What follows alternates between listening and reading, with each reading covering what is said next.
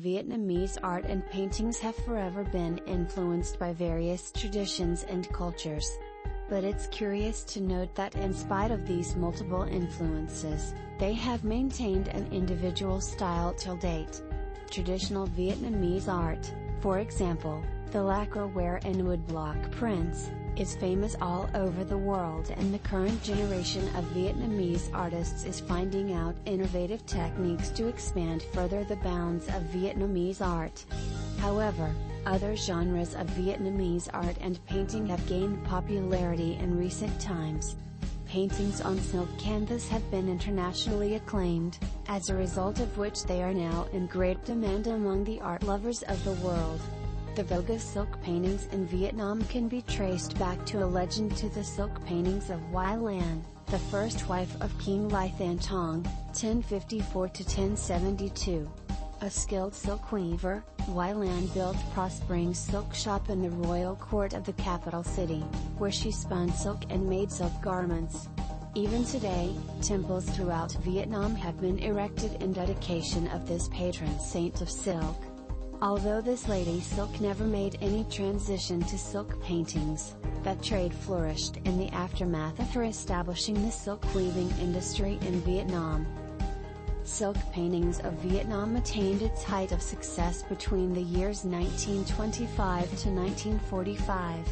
Many historians believe that paradoxically, this style of painting was pioneered by the failure of Nguyen Phan Chanh at Western oil painting. Nguyen Phan Chanh was among the students of the first class, 1925 to 1930, of the Eeole Superieure de BeauxArts de l'Indochine. Victor Tardieu, a contemporary French artist, realized that Chan's talent lay not in Western oil painting but in the silk tradition. Advising the latter to study Chinese silk paintings, Victor Tardieu assisted Chan to channelize his talents in the right direction. Taking cue from the Chinese tradition, Chan developed a new style in his rendition of the Vietnamese silk paintings. His paintings express the soul of the objects rather than mere surface representations. Instead of blindly imitating the Chinese counterpart, Chan adopted a simple style merging Oriental and Occidental techniques. The silk paintings of Chan carry a Western approach but carry light and dark patches of the East Asian tradition. The interaction of brown, soil yellow and light gray colors on silk canvas convey a sense of lyrical aestheticism. In 1931, Chan's silk painting, Game of Squares, was warmly appreciated at an exhibition. Nguyen Phan Chanh has become one of the leading representatives of the Vietnamese silk paintings. Following the footsteps of Chan, his students created a collection of fine silk paintings embodying the Vietnamese soul and tradition. The success of the Vietnamese silk paintings chiefly rests on their lyricism and underlying serenity. The quality of the silk is an important factor in bringing out the effectiveness of the painting that is to be produced. Besides, the techniques of starching and weaving also determine the quality of the painting.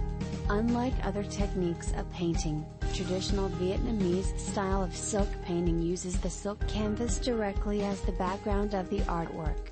Soft and delicate colors, especially colors of the sky, water, are used to produce a sense of harmonious accord with nature. Excessive care is taken so as to avoid any mistake, for a wrong stroke cannot be corrected, it can only be blended into the final drawing. The Vietnamese painters skillfully exploit the sheen and attractiveness of the silk canvas to create an exquisite delicate masterpiece. Right now, Vietnamese silk tradition is basking in the warmth of popularity. The city of Hue, the royal capital of Vietnam, is currently the hub of Vietnamese paintings on silk.